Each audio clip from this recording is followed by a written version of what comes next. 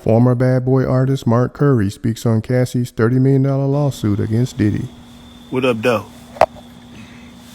Come on, what up, Todd Ivory? T.I., that's like you probably, T.I., you the first kind of like angel investor, venture capitalist that I ever knew of. You not used the dude to help, you help everybody get the money, man. You help, man, you are very important to the city. What up, T.I.? Yo, Todd, I really want to talk to you about this movie thing and other things that we can move on as people to make money with, to also help everybody understand the history of where we come from and how everything else happened. Empress Shay, my sister, is in the building.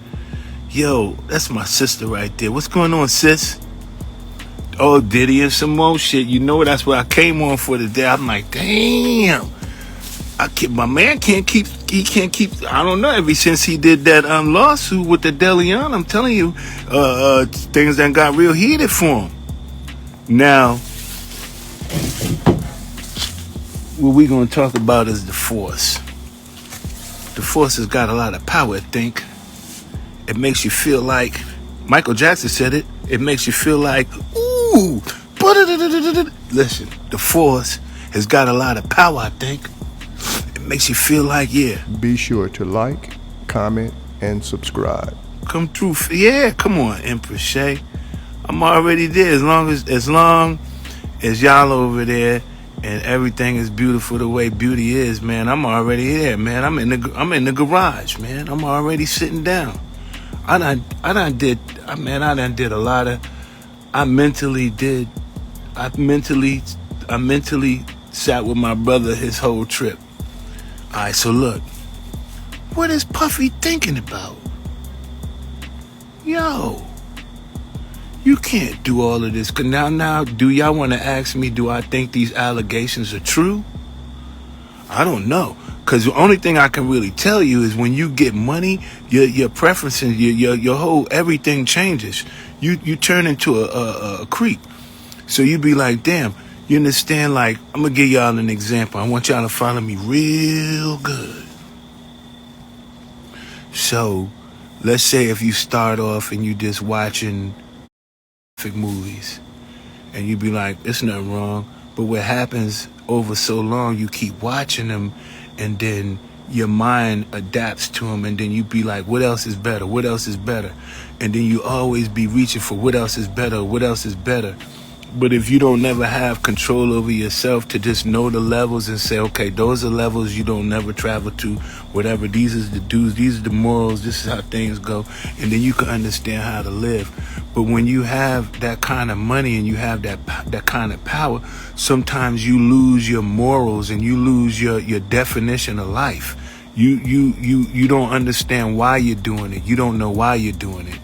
You think when money becomes something that you have and it doesn't really matter to anyone around you, you be like, I can be rich, I could be a billionaire, but nobody around me really cares that I have money or not. So you be like, wow, it's a point in time where money doesn't really mean anything. So you trying to make money to stand out, that doesn't mean anything. If you really want to stand out, and you want to be, just be you, standing out, and you say, hey, I didn't even know I was standing out, I was just being me, and it just happens to be that I was out there, and then you was able to see me from a distance. So I never knew, I never came into the game to stand out. Alright, so listen, this man is going through a lot of turmoil.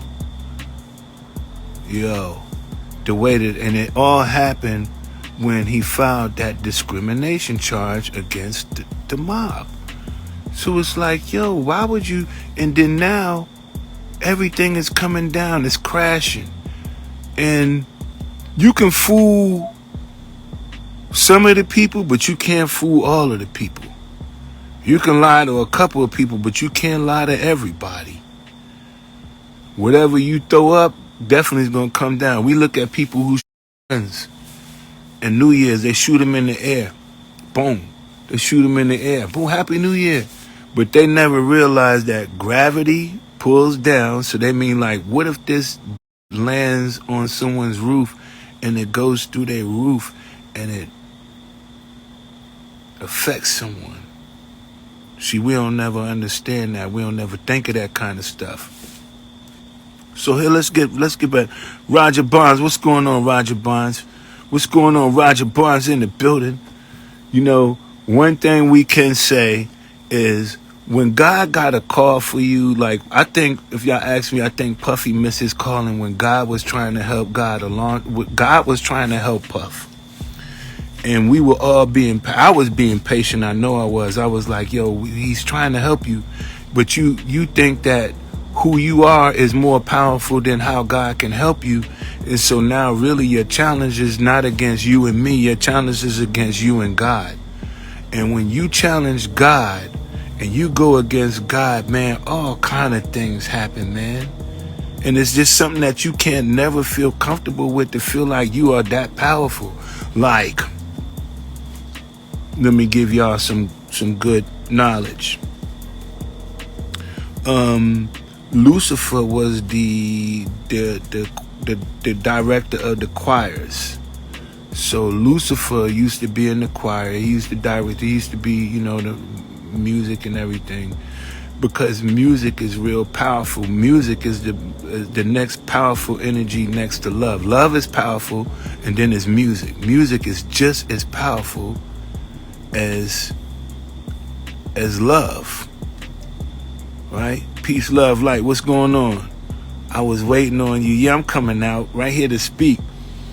So when he went against that, and then it was like, wow, you're trying to say that everybody is doing you the way that everybody already claims that you've been doing them.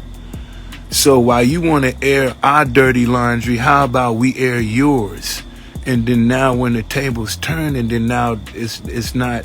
So then now what you're going to see is a lot of friends who may not have been my friend one day. They're going to be my friend again one day. I'll be like, man, I remember one day you ditched me.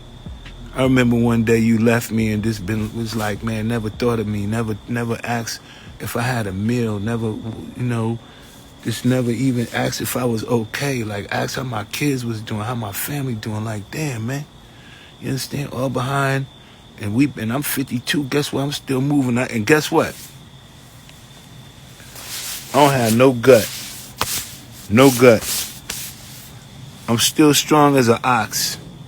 I still get up every day and I do it. And nothing has ever stopped since I started. Straight up.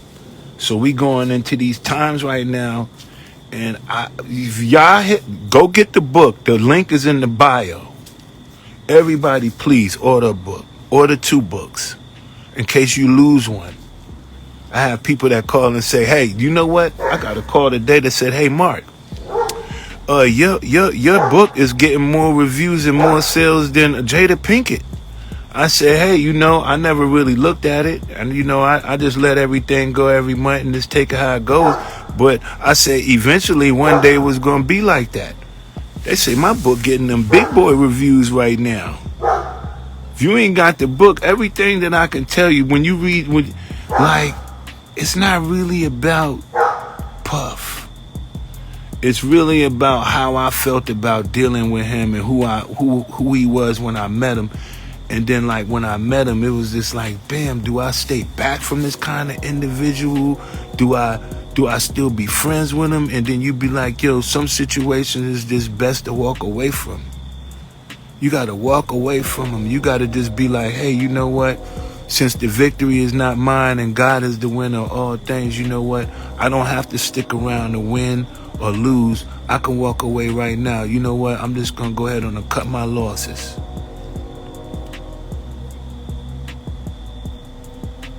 Miss Queen B, please, I'm sending out autograph copies for those who don't have it. You want an autograph copy, you DM me. I'm sending them out. Let me tell y'all something. Let me show y'all real quick. Show you real fast. Real quick. New books. These are new orders. They going out. Everybody who ordered, they coming out. They ready. I'm going to send these. These has already been purchased. Everybody want an autograph copy. For everybody who want an autograph copy of the book, that's how they getting it. And so I'm sending them out autographed. So if you want an autograph copy, you DM me. If you just want a version, you can go on Amazon and get one. But this ain't about the book. Even though I love promoting what I do. Again, the link is in the bio. Go to the link in the bio. Alright? But yo, Cassie is saying that they agreed to Bill Cosby this man. Yo, Bill Cosby, you know what they did to Bill Cosby. You know they gonna R. Kelly him. Now she coming out like saying this, and she's a married woman, don't have no reason to lie. She don't have no reason to come out and say, okay, cool, so cool. Now what I do know is people, jealous people. It's a thing about jealous people when they don't want to see you have nothing and they want it all. Those kind of people really don't have no boundaries in life. They don't really know, like they don't have limits. Like my mother told me that things that I shouldn't do, I always listen to.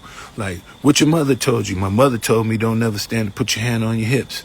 You be like, damn, that's real. That's what my mother told me. My father told me that too. You understand? But when you get older you be like, damn, I got my hands on my hip, because you can breathe better. So when you get older, it's all right. He offered her 8 figures and she refused. I kind of believe her. Now, this is one thing I can say, that people get high and they get on them drugs, they get on them drinkings and all of that, and then they have a whole nother kind of that a whole nother person comes about them, and y'all may not never know it. Like, who's Jay-Z after he had 2 drinks? Who's Fat Joe after he had smoked 2? You know what I'm saying? What is it? Who was T.I. after he had a Jameson? You know what I mean? You don't never know how these people turn. So you can't say where there's smoke, there's fire.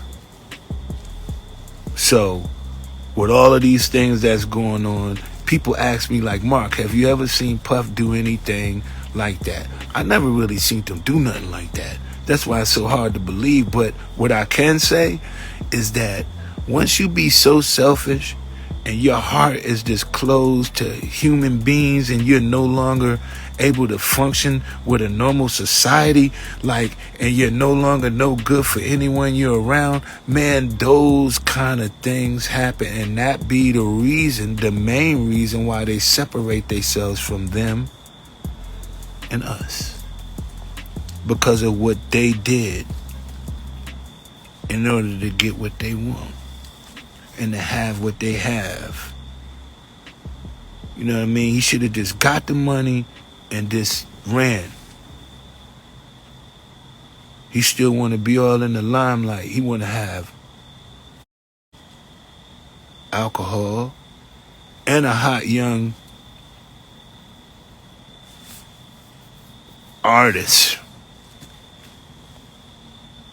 Just a second artist. Now he had Lil Mama, whatever that was. And then send a badge too for everybody. Yo, I like them badge things. If you can get a badge, that's too. Because that be kind of like helping. Sometimes, man, I just don't never talk. Because I be like, man, talking don't never really. You be like, man, you just be talking and giving everybody your story. And then you be like, everybody get your story. And then next thing you know, they be like, I already know about you. Nobody really want to talk to you no more because you're not told about yourself. Sometimes you can't be telling everything about yourself. So, back. Do we think that he is guilty of these allegations? Where there's smoke, there's and then also when it comes to love and like and lust and things like that, man, it's just so many things to question. You be like, to have a sexual relationship with someone that you're involved with for 15 years, eventually the relationship is not even based about on the sex, it's based on the relationship. But when you cannot draw the line between the relationship and the sex, and you be like, wow. When do you grow up to realize that there's a difference in love and sex? So a good example, if you ask a lot of females, you say, hey, if a guy say, hey, you're very sexy, is that respectful or disrespectful? So they say, oh, guys call me sexy all the time. And then you be like, well, do you know if a guy calls you sexy, that means he's looking at you in a sexual type of way. So it's like when you think of sexy, that means like I'm thinking of doggy style. I'm thinking of all kind of things we could do sexy. But when you beautiful, it's different. So when a guy calls you sexy, that's kind of disrespectful. So when you get a guy like Puffy that say, hey, ma, you look real sexy, you got to look at him and be like, you're a creep. You're a creep. Why are you looking at me and the only thing you see is sex? What's wrong with you? Can I be beautiful? Can I be intelligent? Can I just be lovely? Why I got to be sexy?